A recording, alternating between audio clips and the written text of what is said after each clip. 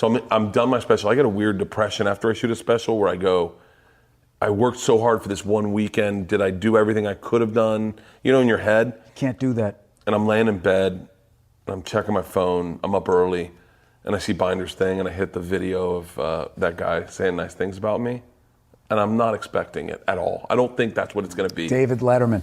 Is Letterman saying nice things about my stand-up? First thing I did is I forwarded it to my dad. My dad calls me 3 minutes later. He goes, hold on, 1 second. Is that real? I go, yeah. And he goes, oh, buddy. I mean, hold on. I gotta watch it again with you. I gotta watch it again.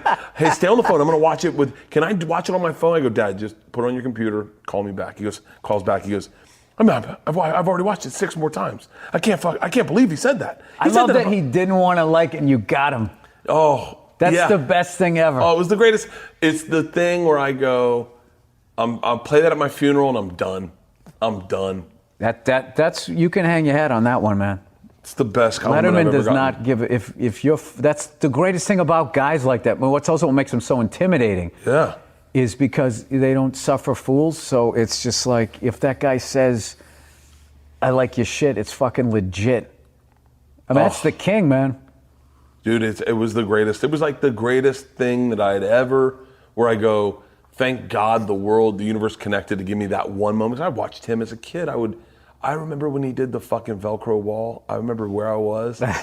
I remember sitting up in my bed. It just changed your brain the way that you saw funny as. Yeah. You're like, what's he doing? Then jumps, and when he just stops, I was laughing so hard. My dad said, he goes, buddy, I came in your room when you were laughing as a kid at him on a Velcro wall, and I was yelling at you, and they played it in replay in slow motion, and he stopped, and he goes, I remember laughing with you at this guy, and he thinks you're funny. He's like, who else has seen this? I go, Dad, everyone I fucking know. Who gets mad at their kid for laughing? I was fucking 2 a.m. and I'm howling. Come on, stop that joy in there.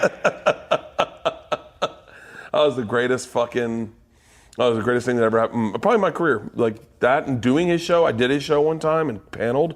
And I made him giggle on the show. You did panel on Letterman? I paneled. Wow. I paneled on Letterman. It's so weird, Bill, because you go out and you've seen it so many times that you know what you're supposed to do. You're supposed to wave to the audience, but you're not famous. So you're like, who am I waving to technically?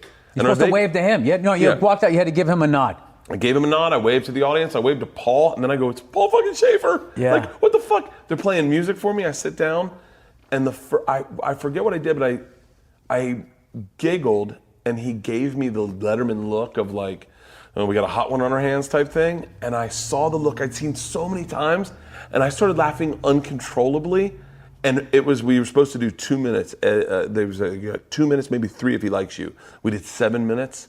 I walked off, and I was like, dude. No, but he always loved guys. He loved Farley. He likes fun guys who are going to bring it. And I thought he was really generous with people like that. Like, I think so, yeah. I watch those probably 9 times a year. I'll just Google Farley on Letterman just to watch how hard. The hardest I ever saw Letterman laugh was when he interviewed Farley.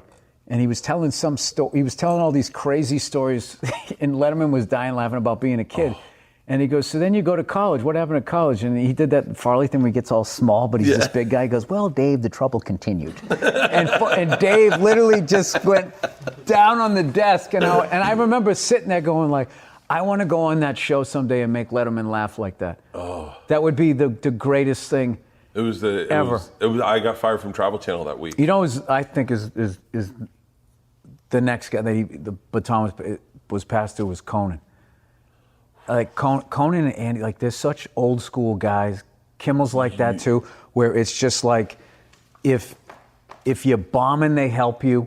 If you're going, they just laugh. Conan, they get it. If the guest is killing, the show's killing. Yeah, they're the best. You on Conan, there was like a 2-year period where I felt like you were doing your Netflix specials on Conan.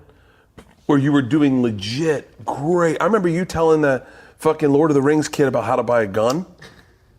Do you remember that? Yeah. And I remember just going like, please, I remember watching that and going, please tell me there's more of this.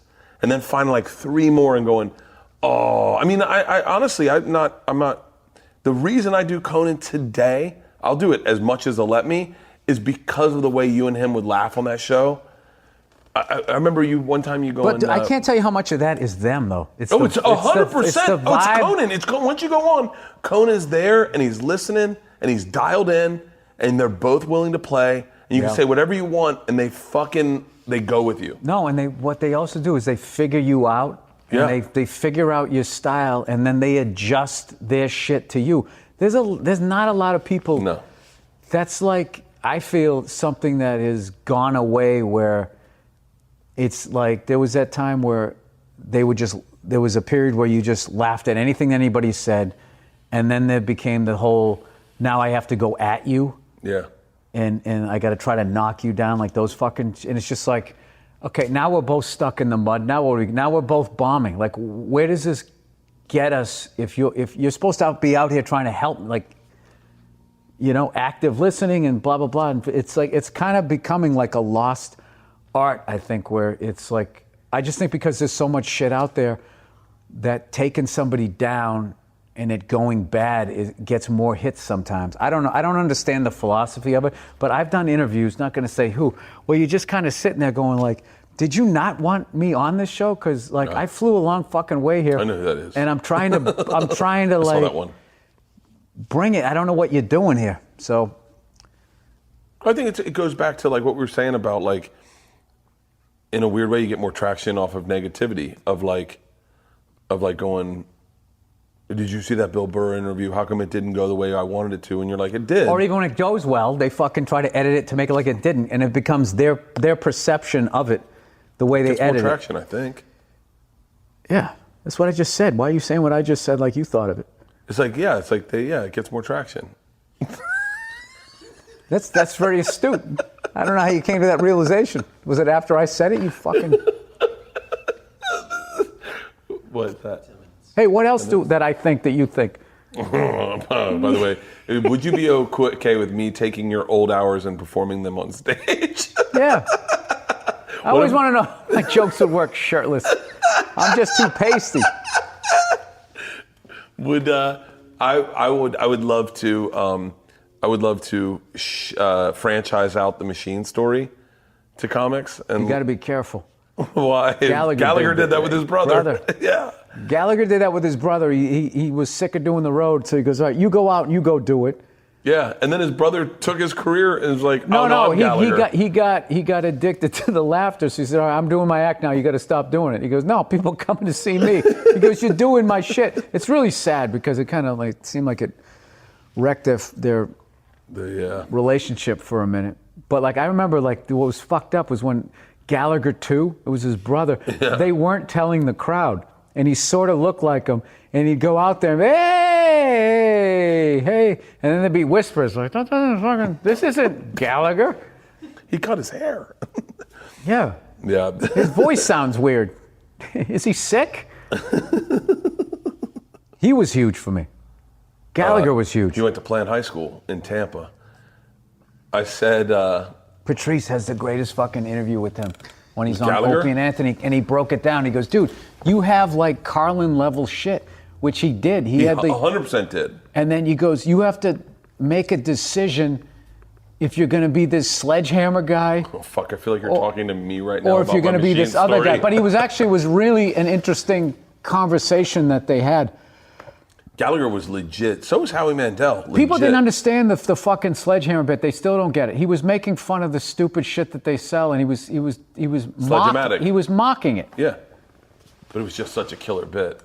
Can you imagine going to your show and everyone's in rain parkas in the front row, waiting for you to break the fucking thing? You ever work a club after he worked it, and there'd be food and shit all in the fucking... No. They could never clean the club.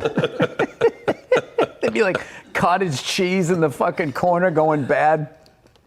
Oh. We're running out of shit. This is the first time we've ever starting to run out of shit and the fucking cigar's still going. No, we're not even close to running out of shit. There's a million fucking questions.